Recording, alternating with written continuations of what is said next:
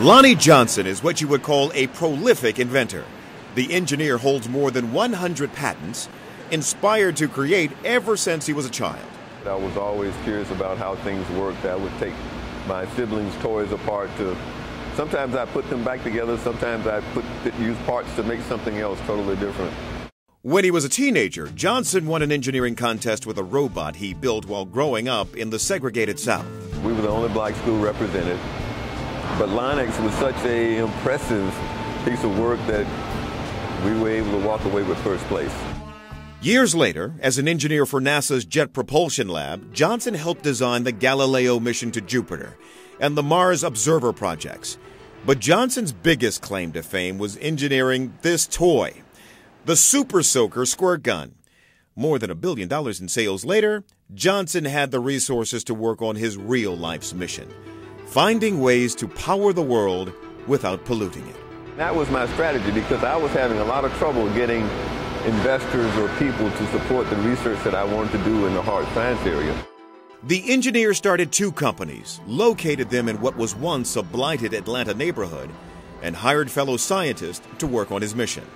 We've done some things at the research level that a lot of people have predicted were impossible and could not work. Johnson and his team spent 7 years developing this lithium-air battery. A battery, he says, provides 10 times more energy than the most powerful batteries now on the market. Whereas the auto industry now is trying to get to 100 miles on a single charge, you'd actually be able to charge your car and drive up to 1,000 miles on one charge nonstop. So that would eliminate the reservation that a lot of people have about electric cars. Johnson has tested the battery's ability in the lab time and again.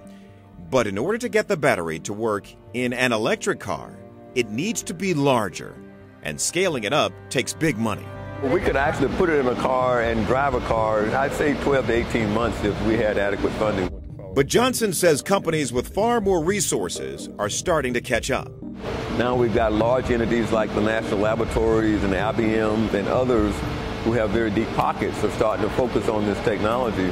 So we've got to run faster to stay ahead.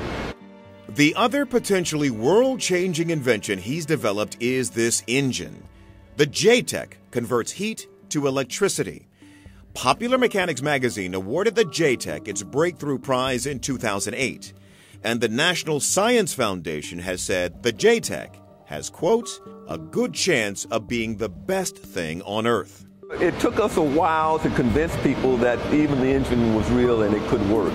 Johnson says the engine, which pushes hydrogen through a membrane, could power entire cities once it's scaled up. If we had a way of converting heat from the sun to electricity as cost effectively as we can burn coal or gas or natural gas to produce electricity, then we would be using the sun a lot more.